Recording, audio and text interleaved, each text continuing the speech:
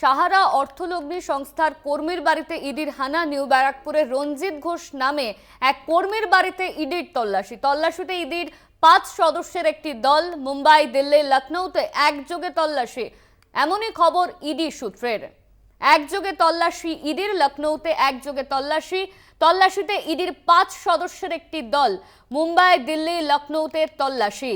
ইতিমধ্যেই ইডির 5 সদস্যের দল সেখানে পৌঁছেছে। নিউ ব্যারাকপুরে রঞ্জিত ঘোষ নামে এক কর্মীর বাড়িতে ইডির তল্লাশি। সাহারা অর্থলগ্নি সংস্থার কর্মীর বাড়িতে ইডির হানা। নিউ ব্যারাকপুরে রঞ্জিত ঘোষ নামে এক কর্মীর বাড়িতে ইডির তল্লাশিতে ইডির 5 সদস্যের একটি দল মুম্বাই, দিল্লি, লখনৌতে একযোগে তল্লাশি ইডির। মুম্বাই, দিল্লি, লখনৌতে তল্লাশি, এমনই খবর ইডি সূত্রের। সাহারা অর্থলগ্নি সংস্থার কর্মীর বাড়িতে ইডির হানা। ইডির 5 সদস্যের আধিকারিকরা এই মুহূর্তে তল্লাশি শুরু করেছেন। নিউ ব্যারাকপুরে রঞ্জিত ঘোষের বাড়িতেও ইডির তল্লাশিতে ইডির 5 সদস্যের একটি দল সাহারা অর্থলগ্নি সংস্থার রঞ্জিতের বাড়িতে ইডির তল্লাশি। মুম্বাই, দিল্লি, লখনৌতে চলছে ইডির তল্লাশি। ইডির 5 সদস্যের দল তারা তল্লাশি চালাচ্ছে। সাহারা অর্থলগ্নি সংস্থার কর্মীর বাড়িতে হানা। সাহারা অর্থলগ্নি কর্মীর বাড়িতে হানা। নিউ ব্যারাকপুরে রঞ্জিত ঘোষের বাড়িতে ইডির তল্লাশি। এই নিয়ে আমরা কথা বলবো। আমাদের সঙ্গে রয়েছেন আমাদের প্রতিনিধি ভক্তি। সাহারার এই যে কর্মী তার বা রঞ্জিত ঘোষের বাড়িতে ইডির তল্লাশি, 5 সদস্যের আধিকারিকরা গিয়েছে। এই মুহূর্তে ঠিক কি আপডেট পাওয়া যাচ্ছে? ইডির তরফে কিছু জানানো হয়েছে?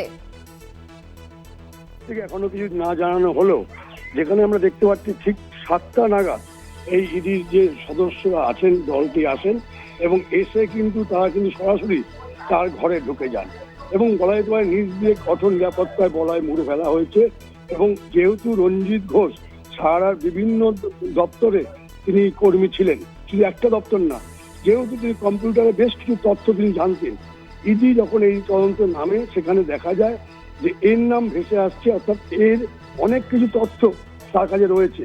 এবং এই যে সাহারা বন্ধ হওয়ার থেকে শুরু করে সাহারার যে কর্মকাণ্ড তার মধ্যে তিনি জড়িয়েছিলেন।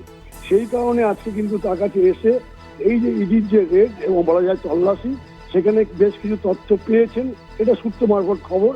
এবং তাকে বারবার জিজ্ঞাসাবাদ করা হচ্ছে এবং তার নাম যে প্রথম সারিতে আছে এবং যে কারণে তিনি ডাটা এন্ট্রির বেশ কিছু তথ্য তিনি জানেন, সেই কারণে এখন হানা দেওয়া, এখনো চলছে তল্লাশি। এবং বলা যায় শুধু নিউ ব্যারাকপুর নয়, আজ কিন্তু আমরা দেখেছি লখনৌ, দিল্লি, মুম্বাই, বিভিন্ন জায়গায় সাহারার যে যারা কর্মী এবং যারা আধিকারিক তাদের বাড়িতে চলছে তল্লাশি। এখন অন্তত কি উদ্ধার হয়েছে সেটা বলা না গেলেও বেশ বলা যাবে 7টার থেকে এখন 11:30 বাজে চললো। সেখানে কিন্তু অনেকক্ষণ ধরে যে তল্লাশি চলছে, জিজ্ঞাসাবাদ করছে, সেই কারণে তার কাছ থেকে তথ্য পাওয়া গেছে, এটা কিন্তু পরিষ্কার। এবং সেই তথ্যের ভিত্তিতে ইডি অফিসাররা কিভাবে পদক্ষেপ নেয় সেদিকে আমরা তাকিয়ে আছি। এখনো কিন্তু চলছে তল্লাশি। এই যে আবাসনটায় তিনি এসছেন ইডি অফিসাররা, সেখানে কিন্তু বেশ কয়েকটি আবাসন আছে। সে সবকটা আবাসনে যখন তাদের আবাসন লোক যা ঢুকছে সকলকে কিন্তু বলা যায় তল্লাশি করে ঢুকাচ্ছে। এই সিকিউরিটি আছে কেন্দ্রীয় বাহিনী, তারা এখনো পর্যন্ত চলছে তল্লাশি। বেশ কয়েক ঘন্টা ধরেই তল্লাশি চলছে এই সাহারা অর্থলগ্নি সংস্থার কর্মীর বাড়িতে। ধন্যবাদ তোমায়।